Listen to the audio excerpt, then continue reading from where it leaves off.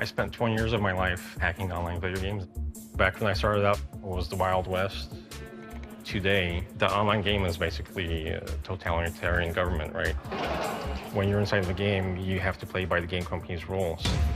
And I was able to come in and show that you can bypass those rules.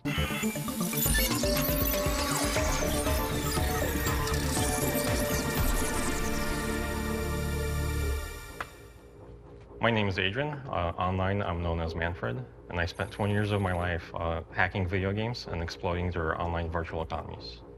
We'll be talking about, I think, all of these games except two.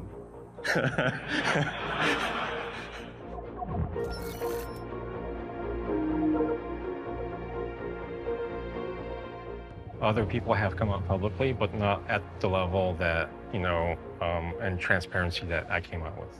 My time up on the stage, this was like closing the chapter on like my 20 years of hacking online games. I was born in Poland, grew up under somewhat of a corrupt government. Workers rose up and they were like against the government that was trying to crush them, basically. We emigrated in 1984. We sought asylum here in the United States. And then I just grew up around computers. I'm a huge gamer, and I was very curious about how online games work. For example, my first game was Ultima Online. In Ultima Online, you could have a house inside the game. It was a highly sought-after item. So I put a castle up for sale in this game on eBay, and I was expecting to get a couple $100 for it. Then it sold for like $2,800. And I was like, wow, this is bonkers. I had probably 200-300 eBay listings going at once. I was paying, for my expenses, my college education, and things like that. And what kind of revenue did you generate? Probably shouldn't say. Most people don't want to grind away in the game. They don't want to spend 8 hours a day, like, mining virtual rocks. They'd rather just pay somebody else to do that. Pretty quickly, you had hackers. Once they played some of the original games, you get to the end and their curiosity did not end. They wanted to do more than just play the games within the confines of what the game developers had intended. And they were able to change the code of the games. So this is where the fun part starts, because this is where you break out some custom tools to understand how it's working. One of my favorite exploits was in Star Wars: The Old Republic.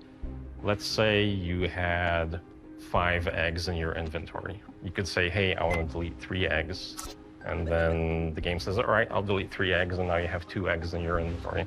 So you could tell the game, hey, I want to delete -3 eggs. So then when you subtract a negative, it becomes a positive, right? So you end up with 8 eggs. So you could create infinite items.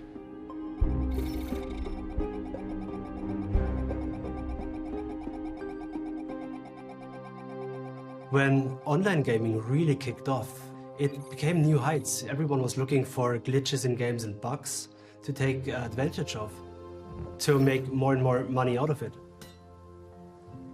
Okay, so this is a fun one. This game is called WildStar Online. Basically, the WildStar game allows you to place a bid on an item.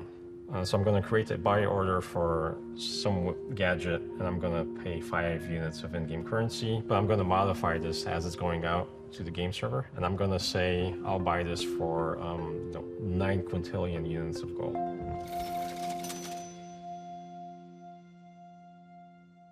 So when the game subtracts that huge sum of money from me, it's going to bottom me out beyond 0, and it's going to roll me back to the top. So think of a car. Like back in the day, you had a car with the odometer, and it had these little tumbling wheels, and then it hits 9, and then you add 1 more mile. The whole thing will roll and become 0 again. Similar concepts in computing applies where it's called like an integer overflow or an integer underflow. 32-bit computing, you can have a value up to 4.2 billion. If you add 1 more to that, it'll become 0. And the same thing with going the other way. Like if you have 0 and you subtract 1, where I'll have basically 9 quintillion or 18 quintillion gold, as shown here. I had about 12 trillion US dollars worth of in-game currency, which was bonkers. But the thing about this game is it wasn't very popular, so you couldn't sell more than maybe $100 per day. So You have to keep in mind that the vast majority of gamers are not interested in doing this. They lack the skills or the curiosity. You have a very small subset who view this as a business. And they realized pretty early on there was a market for people, for gamers who wanted to increase their capabilities within the game. For fairly significant amounts of money, it became a real business for some teenagers who were doing this. Because a lot of people in online games, they're trying to make a living. RuneScape Online is one really good example. You could run it on really old hardware. So it's a game that's popular in developing countries and low-income countries. For example, in Venezuela, so there's people, going into RuneScape as their day job to farm items and sell them to other players. The in-game currency is more stable than the Venezuelan fiat currencies. And then they use the RuneScape currency to basically pay for their bills or buy a loaf of bread and do daily transactions. Some people, their entire livelihood depends on their participation in the game. And the game company can one day just completely shut them off. The online game is basically a totalitarian government, right? They can ban your account for any reason. They can exile you from the game, basically by banning your account. And as time went on, more and more of these games started selling currencies directly to players, which is the same thing I was doing.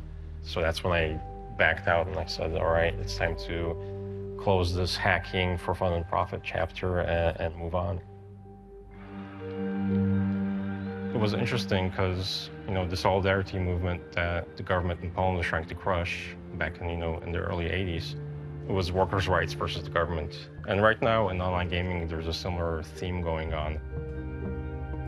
Right now, games like Axie Infinity allows for players to earn a living condoned by the game.